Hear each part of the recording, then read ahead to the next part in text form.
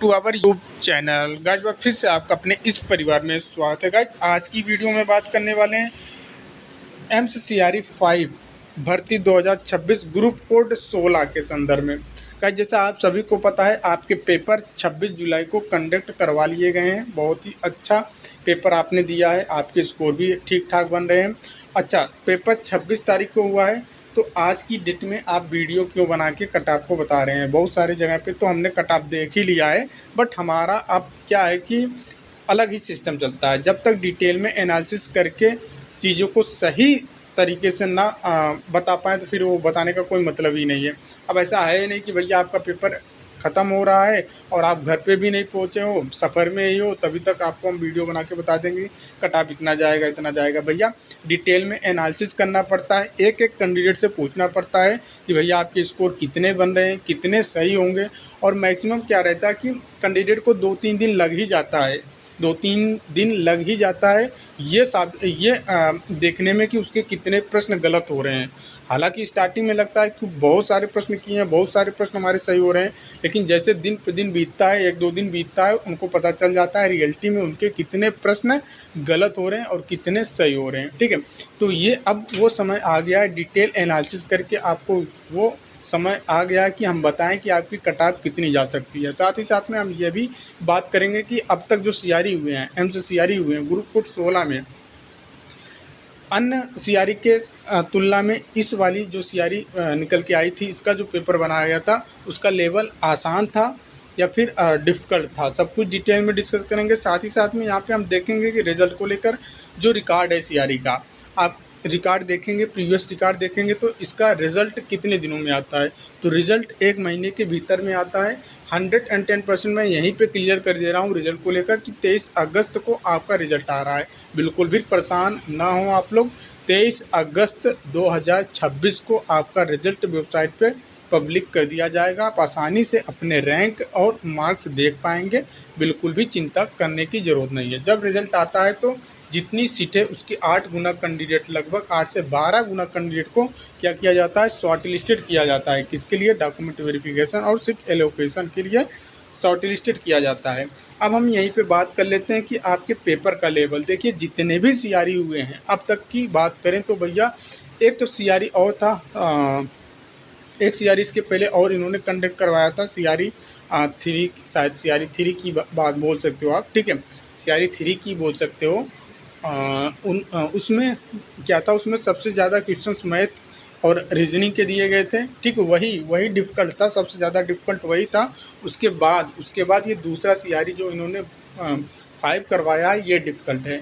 इसके पहले 2 सीआरई जो कंडक्ट हुए बिल्कुल आसान, दो अभी आपने देखा होगा प्रीवियस ईयर 2025 का जो सीआरई आया था बिल्कुल उसका लेवल आसान था, उसकी अपेक्षा ये सीआरई का लेवल डिफ़िकल्ट है। तो क्या रह सकती है आपकी कट ऑफ? अनुमानित कट ऑफ बताने की कोशिश करेंगे और इतने स्कोर रहेंगे तो आप बिल्कुल अपने आप को सेफ जोन में मान सकते हैं।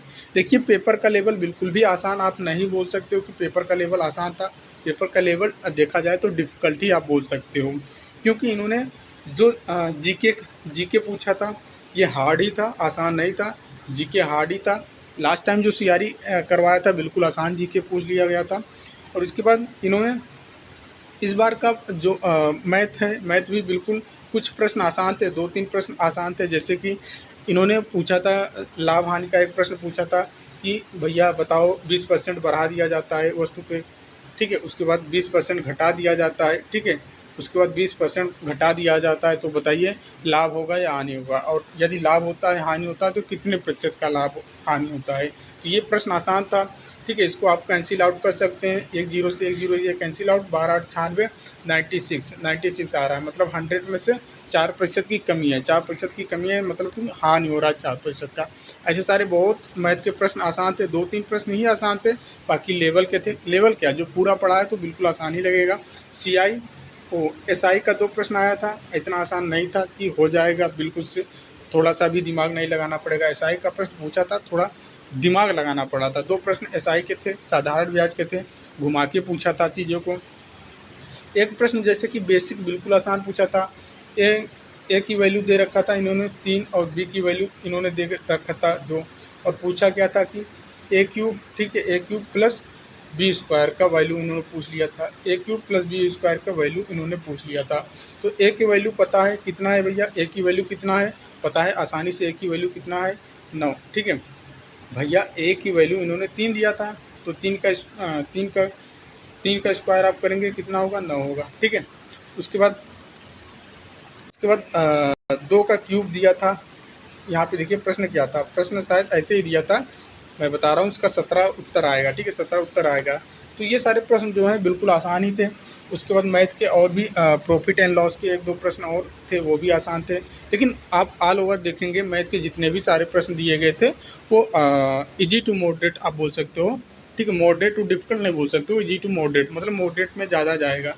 उसके बाद रीजनिंग के प्रश्न जो दिए गए थे, रीजनिंग के सीरीज का एक प्रश्न डिफ़िकल्ट था, सीरीज के 2 आए थे। ठीक है, नंबर सीरीज के 2 प्रश्न आए थे, एक तो आसान था बट दूसरा जो था बहुत ही डिफ़िकल्ट था, जिसमें 8 था, उसके बाद 28 था, उसके बाद 8 था, 28 था, उसके बाद ऐसे 516 करके ऐसे कुछ वैल्यू दिया था। वो थोड़ा नंबर सीरीज डिफ़िकल्ट था, किसी ने भी नहीं बना पाया होगा क्योंकि उसमें कोई लॉजिक बन ही नहीं रहा था। ये डिफ़िकल्ट आप मान सकते हो रीजनिंग का। उसके बाद रीजनिंग के और भी प्रश्न दिए गए थे, जैसे कि एक सेट करने के लिए अरेंज, जैसे कि दिया था टिड्डा। ठीक है, टिड्डा, घास, उसके बाद सांप। ठीक है, घास, सांप, उसके बाद बाज, ऐसे करके दिया था। तो उसको अरेंज करना था, सीक्वेंस में अरेंज करना था। तो क्या रहता है सीक्वेंस में, जैसे कि पहले घास होता है। ठीक है, जैसे घास होता है, पहले घास आएगा, घास को कौन खाता है, टिड्डा खाएगा। ठीक है, टिड्डा को कौन खाएगा, मेढक खाएगा, मेढक को कौन खाएगा, सांप खाएगा, सांप को कौन खाएगा, बाज खाएगा। तो उसका सेट अरेंज ये रहेगा। एक प्रश्न इन्होंने रीजनिंग में ऐसे और ही दिया था कि जैसे कि दिया था वर्षा। ठीक है, वर्षा दिया था, वर्षा दिया था, उसके बाद सूर्य दिया था। ठीक है, नहीं, वर्षा, सूर्य, उसके बाद दिया था इन्होंने इंद्रधनुष, उसके बाद बच्चा, उसके बाद प्रसन्न। तो मतलब क्या होगा कि भैया उसमें भी अरेंज ही करना था। क्या होगा, वर्षा होती है, थोड़ी सी धूप निकली, सूर्य निकला, तो इंद्रधनुष बना तो बच्चा देखा और प्रसन्न हो गया, उसको भी अरेंज करना था। रीजनिंग के ये 2 प्रश्न थे। मतलब थोड़ा इतना भी मतलब कि आप आसान नहीं मान सकते हो, जैसे लास्ट टाइम इन्होंने बिल्कुल आसान ही पूछ लिया था मैथ, तो इस बार थोड़ा घुमा के चीज़ों को दिया गया था। तो ये सारे नॉन टेक्निकल के प्रश्न, जैसे कि अब यहाँ पे हम जीके की बात कर लें। जीके में भूमंडल के 2 प्रश्न आ गए थे, भूमंडल के 2 प्रश्न आ गए थे। जैसे उस कटबंधी वाला पूछा गया था।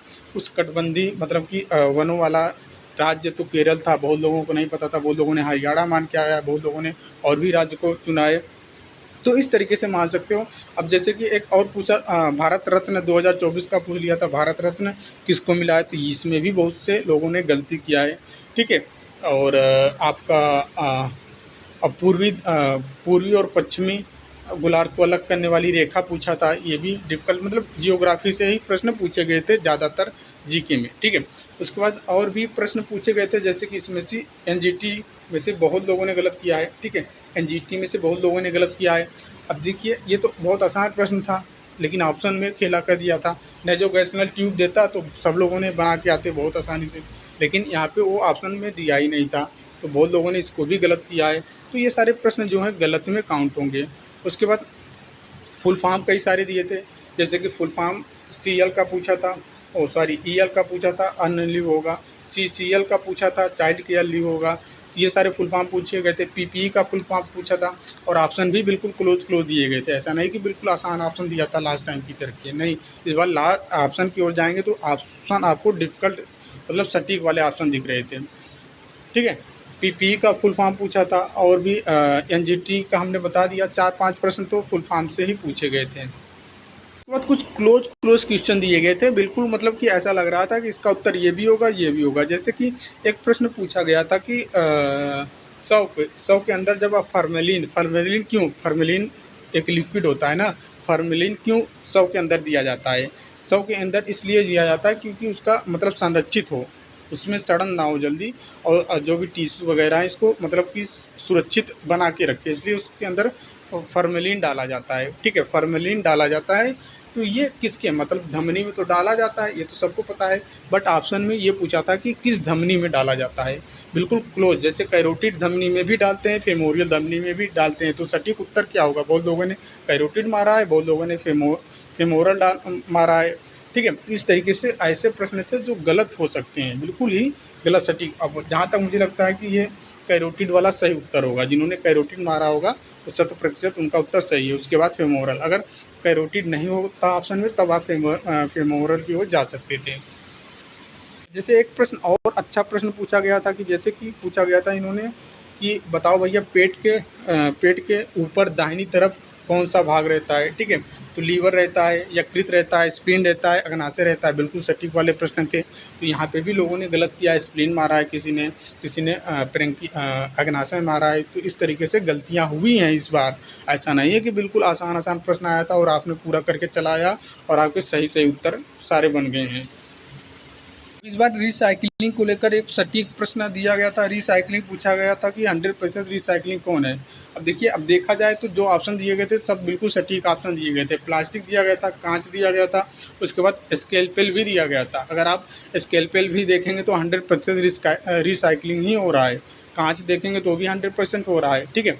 हर एक चीज़ अगर जो भी आप AI से पूछेंगे तो AI हर एक को सही बोलेगा कि ये 100% रिसाइकलिंग है। प्लास्टिक, बहुत लोगों ने प्लास्टिक मारा है, बहुत लोगों ने कांच मारा है, तो बहुत लोगों ने क्या। तो ये सारे प्रश्न गलत हो सकते हैं, ऐसा नहीं है कि आप मान सकते हो कि नहीं सही सही होगा। जैसे एक मैथ में बहुत ही अच्छा प्रश्न पूछा गया था, यहाँ पे भी लोगों ने गलतियाँ कर दिया है जीरो को देखने में। जैसे पूछा गया था 1 मीटर घन क्यूब को 10 घन कितने 10 डेसीमीटर ऐसे करके दिया था, 10 डेसीमीटर घन क्यूब बनाए जा सकते हैं। तो उसमें 1000 उत्तर आ रहा था, बहुत लोगों ने 10,000 मारा है जीरो को देखने में। इस तरीके से बहुत सारे प्रश्न गलती हुए हैं, ठीक है, सिली मिस्टेक करके आए हुए हैं। यदि कोई कैंडिडेट 100 में 100 करके आया है, सोच रहा है कि हम 100 में 100 करके आए हैं, मेरे 4 से 5 गलत होंगे, 5 से 6 गलत होंगे, बिल्कुल गलत आप सोच रहे हो। कम से कम आपके 20 गलत होंगे। यदि 100 में 100 आप करके आए हो, ये मान के चलो आपके 20 प्रश्न गलत होने की प्रबल संभावना है, क्योंकि ऐसे प्रश्न थे। अब मोस्टरी के प्रश्न, बहुत सारे मोस्टरी के प्रश्न थे, और ऐसा नहीं है कि बिल्कुल आसान आसान प्रश्न था। हमने आपको बताया ना, मोस्टरी का दिखा भी दिया। जैसे कि पूछा गया था मेडिकल कॉलेज में जो शव रखे जाते हैं वो किसके कार्य क्षेत्र में रहता है। ऑप्शन की ओर देखेंगे तो ऑप्शन में एनाटॉमी दिया था, पैथोलॉजी दिया था, और भी करके दिया था। यहाँ पे भी लोगों ने गलतियाँ किया होगा। और बहुत से प्रश्न कंक्लूजन मतलब कि कंसेप्ट बेस पे थे, जैसे कि अटेंडेंट, निम्नलिखित में से अटेंडेंट का कौन सा कार्य है सिवाय एक करके। अब जो सिवाय एक ना पढ़ के और भी ऑप्शन पढ़ा होगा तो वहाँ पे गलतियाँ किया होगा। 3 प्रश्न तो ऐसे थे जिनमें से नहीं पूछा गया था कि कौन सा हॉस्पिटल अटेंडेंट का कार्य नहीं है। 3 प्रश्न ऐसे थे, इसमें भी गलतियाँ किया है। और एक प्रश्न पूछा गया था कि जैसे कि जो शार्प कंटेनर है, ठीक है, वाइट कंटेनर जो है, कितना प्रतिशत भाग भरा रहने पे उसको डिस्पोज किया जाता है। तो 3/4 मतलब 3/4 भाग भरा है तो उसको आप डिस्पोज कर देंगे, फुल नहीं करेंगे। अब बहुत लोगों ने 1/3 कर दिया है, 1/3, बहुत लोगों ने 1/4, 1/4 कर दिया है। तो ऐसे सारी गलतियाँ हुई, इसीलिए मिस्टेक करके आए हुए हैं। बहुत से लोगों ने हैंड वॉशिंग में जैसे पूछा गया था प्रश्न में कि भैया कि साबुन पानी से मतलब कितनी देर तक हाथ धोना चाहिए। बहुत लोगों ने 20 सेकंड मार के चलाया हुआ है, जो कि सैनिटाइजर से आप 20 सेकंड तक हैंड वॉशिंग करते हैं। बट साबुन पानी से बोला जा रहा है तो 40 से 60 सेकंड होना चाहिए, 40 से 60 सेकंड होना चाहिए, 40 से 60 सेकंड होना चाहिए, ठीक है। अब जो ऑप्शन में रहेगा वही ऑप्शन आप करेंगे 40 से 60 सेकंड के बीच में।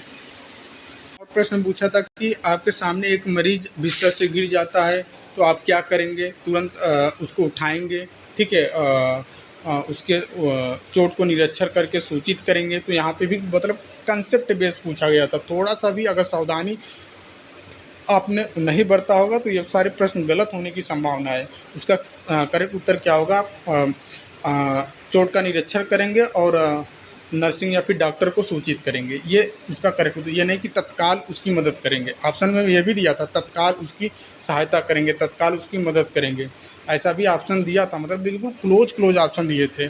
ऐसा लग रहा था कि ये भी सही होगा, ये भी सही होगा, बट ऐसा नहीं है। जो परफेक्ट जो अटेंडेंट का काम है वो उसके हिसाब से देखना था। एक प्रश्न दिया था कि जैसे कि बिस्तर बना रहे हैं तो निम्नलिखित में से पूछा था ना, निम्नलिखित में से कौन सा अटेंडेंट का काम नहीं है। उसका एक ऑप्शन में था कि दवा खिलवाना। दवा खिलवाना मीन्स दवा एडमिनिस्ट्रेशन, मतलब दवा रूट का निर्धारित करना, ये अटेंडेंट का काम नहीं है। बहुत लोगों ने ये भी मार के आया कि भैया उसको भी सही मान लिया कि ये नहीं है। बहुत सारे ऐसे प्रश्न हैं लॉजिक वाले जो गलत हुए होंगे आपके। आप थोड़ा अपने दिमाग से सोचना चीज़ों को, खुद आपको आइडिया लग जाएगा। तो ऐसा नहीं है कि हाई कट ऑफ चली जाएगी लास्ट टाइम की तरीके। लास्ट टाइम जो भर्ती निकल के आई थी, भर्ती कम थी, ठीक है। टोटल हम बात करें तो लगभग 60 के आसपास टोटल टोटल सभी अनुभव सभी चीज़ों को मिलाकर लगभग 60 पदों पे बहाली थी लास्ट टाइम। और उसका जो कट ऑफ गया था, लास्ट कट ऑफ जो गई थी अटेंडेंट का, वो लगभग 355 नंबर के आसपास गई थी। 355 नंबर के आसपास गई थी। लास्ट टाइम की बात कर रहे हैं। भर्ती कम थी, हालांकि नंबर ऑफ कैंडिडेट भी कम थे लास्ट टाइम। इस बार नंबर ऑफ कैंडिडेट हो सकता है ज़्यादा हो सकता है ज़्यादा हैं। पिछले साल की तुलना करें तो इस बार नंबर ऑफ कैंडिडेट ज़्यादा हो सकते हैं, बट पेपर का लेवल बात करें तो भैया पेपर का लेवल डिफ़िकल्ट था। लास्ट टाइम इन्होंने ऑप्शंस को बिल्कुल हलवा बना के रखा था, बिल्कुल हलवा बना के रखा था ऑप्शन। इस बार ऑप्शन को क्लोज बनाया था। पेपर तो आसान, प्रश्न तो आसान थे, बट ऑप्शंस बिल्कुल क्लोज बनाए गए थे। लग रहा था कि यहाँ ऑप्शंस हैं, सटीक ऑप्शन बनाए गए हैं, बच्चों वाला जैसा ऑप्शन नहीं है। और लास्ट टाइम क्या है कि मतलब कि चीज़ों को आप ओवरऑल देखेंगे कि पेपर मॉडरेट बोल सकते हो, मॉडरेट, बिल्कुल आसान नहीं बोल सकते हो। तो अब यहाँ पे हम कट ऑफ की बात करें। देखिए रिक्वेस्ट यही रहता है गाइस कि जो भी आप कैंडिडेट हॉस्पिटल अटेंडेंट की तैयारी करते हैं, चाहे पीजीआई की चाहे सीआरई का, आप लोग चैनल्स पे नए हैं तो चैनल से जुड़ जाया करिए, ठीक है। क्योंकि जो भी चीज़ें बताई जाती है कंटिन्यू वीडियो नहीं डालते हैं, बट जो भी डालते हैं वो सही और सटीक डालते हैं। ऐसा नहीं है कि दिन भर वही चीज़ों को देखते रहें, दिन भर वही चीज़ों को बताते रहें। और अब शुरुआत करेंगे, प्रिपरेशन की भी तैयारी करवाएंगे। नेक्स्ट सीआरई आएगी या फिर अभी पीजीआई का मेंस होगा, उसकी भी तैयारी करवाएंगे। तो आप लोग जुड़े रहेंगे तो आपका ही फ़ायदा होगा। कट ऑफ की बात करें तो गाइज ओवरऑल चाहे जो जिस भी कैटेगरी की आप हो, चाहे ओबीसी हो, चाहे यूआर हो, चाहे एससी हो, चाहे एसटी हो, चाहे जिस भी कैटेगरी को हो, ठीक है। यदि आप कट पिट कर भैया हम स्कोर बता रहे हैं, फाइनल में सिलेक्शन होने की प्रबल संभावना, ठीक है। मतलब फाइनल में आपका नाम ही आ जाएगा। हो सकता है कि कट ऑफ से कम कैटेगरी की ओर जाएंगे तो कम हो जाएगा। यदि कट पिट के आपके 320 नंबर आ रहे हैं, 320 नंबर आ रहे हैं यूआर वाले, तो आपका सिलेक्शन होने का प्रबल संभावना है, ठीक है। सिलेक्शन हो ही जाएगा, बिल्कुल चिंता करने की ज़रूरत नहीं है। और वहीं पे ओबीसी की बात कर लें तो भैया ओबीसी के 315 हैं, तो हो सकता है आपका सिलेक्शन डन है, फाइनल में सूची में नाम आ जाएगा। अब इससे कम भी नंबर रहेगा तो वो भी हो सकता है, पेपर का लेवल डिफ़िकल्ट था। अब 300 बन रहा है तो हो भी सकता है, नहीं भी हो सकता है, कुछ भी नहीं कह सकते हैं, ठीक है। बट 320 के आसपास स्कोर बन रहे हैं तो आपको 101% अभी से डन मान के चलो कि आपका सिलेक्शन डन है। बट मुझे नहीं लगता है कि बहुत ही लोगों का इतना नंबर आएगा, क्योंकि भैया आप 100 प्रश्न अटेंड किए हो, ऐसे प्रश्न हैं जो गलत हो जाएंगे, अच्छे अच्छे के गलत हुए हैं, ठीक है। 15 प्रश्न तो ऐसे हवा में उड़ जाएंगे, कैसे गलत हो गए आपको भी नहीं पता चलेगा। फिर 5 प्रश्न ऐसे लगेंगे कि जो आते हुए प्रश्न भी गलत हो गए। जैसे कि जो बायोमेडिकल वेस्ट मैनेजमेंट था, एक प्रश्न अभी याद आ रहा है कि बायोमेडिकल वेस्ट मैनेजमेंट का था ना, बायोमेडिकल वेस्ट मैनेजमेंट का था। 2016 के रूल के अनुसार यदि इसका कोई उल्लंघन करता है तो कितने साल का सज़ा हो सकता है, ठीक है। तो ऑप्शन में दिया था 7 साल, 5 साल, 2 साल। बहुत से लोगों ने 2 साल मारा है, जबकि सही उत्तर इसका 5 साल होगा, ठीक है। इस तरीके से तो प्रश्न गलत हुए हैं। 10 से 15 प्रश्न नॉर्मल। अब जैसे कि सपोज दैट कि हम 100 प्रश्न करके आए हुए हैं, ठीक है। 100 प्रश्न करके आए हुए हैं, 100 प्रश्न करके आए हुए हैं, हमारे 20 गलत हो गए, ठीक है। हल्के हल्के हाथों में लेके चलते हैं, 20 गलत हो गए तो हमारे स्कोर 80 हो गए, ठीक है। 80 मीन्स आप यहाँ पे देखेंगे 80। अब इसका 4 गुना करेंगे तो आप कितना, एक प्रश्न 4 नंबर का है ना, तो कितना होगा 320। 320 में से अब ये 20 नंबर जो आपने गलत किया ये भी माइनस होगा, तो आपका स्कोर कितना आ गया, 300 नंबर आ गया, ठीक है। 300 नंबर आ गया, ठीक है, 300 नंबर आ गया। ये सोचो, अब ऐसा नहीं कि सब हर कोई 100 नंबर करके आया है। अब कोई ना कोई भैया 95 किया है, कोई 90 किया है, कोई 88 किया है, कोई 85 किया है। तो आप अपने हिसाब से माइनस कर लो, 10 से 15 क्वेश्चन गलत होने वाले हैं। बिल्कुल भी परेशान ना हो। 23 अगस्त से पहले, 23 अगस्त को हो सकता है आपका रिजल्ट आ जाए, 23 अगस्त को ही आएगा। 26 का पेपर हुआ है ना, तो एक महीना बिल्कुल नहीं होता है। 27, 28वें दिन, 27वें दिन, 28वें दिन रिजल्ट ये डिक्लेयर कर देते हैं। एक महीने के भीतर आपका रिजल्ट पब्लिश कर दिया जाता है। पूरे रिकॉर्ड अभी देखेंगे जितने सीआरई कंडक्ट हुए हैं, एक महीने के भीतर इन्होंने रिजल्ट दिया है। 23 तारीख से रिजल्ट देना शुरू कर देते हैं। अब जैसे कि 26 को पेपर हुआ है आपका, 23 से पेपर, अब 25 से स्टार्ट है, 25 से पेपर स्टार्ट है तो 23 से रिजल्ट देना शुरू कर देंगे, 25 तक सबका रिजल्ट दे देंगे। मतलब 1 महीने के अंदर आपका रिजल्ट जारी हो जाता है। फिर 1 महीने के बाद क्या होता है, जैसे 10-15 दिन के बाद फिर वही काउंसलिंग करवाते हैं, सेट लोकेशन भरवाते हैं, फिर उसके बाद 1 महीने के बाद फाइनल रिजल्ट देंगे, फिर उसके बाद डीवी वाला प्रोसेस करवाएंगे। तो कहने का मतलब है क्या है कि अक्टूबर-नवंबर तक ये क्लियर करके नई भर्ती देने का काम करते हैं। ठीक है, तो आप सभी लोगों से रिक्वेस्ट यही रहता है कि भैया चैनल से जुड़े हैं, आए हुए हैं देखने, तो बस जुड़े रहें। उम्मीद करते हैं चीज़ें आपको समझ में आ गई होंगी। तो मिलते हैं नेक्स्ट वीडियो में, तब तक के लिए जय हिंद जय भारत। एक बार वीडियो को आप लोग लाइक कर दिया करिए और अपने दोस्तों में भी वीडियो को शेयर कर दिया करिए। जो भी अटेंडेंट का पेपर दिए हैं उनको बता दीजिए भैया 320 नंबर आपके कट पिट के बन रहे हैं तो आपका सिलेक्शन डन है, कोई नहीं रोक सकता है। तो मिलते हैं नेक्स्ट वीडियो में, तब तक के लिए जय हिंद जय भारत।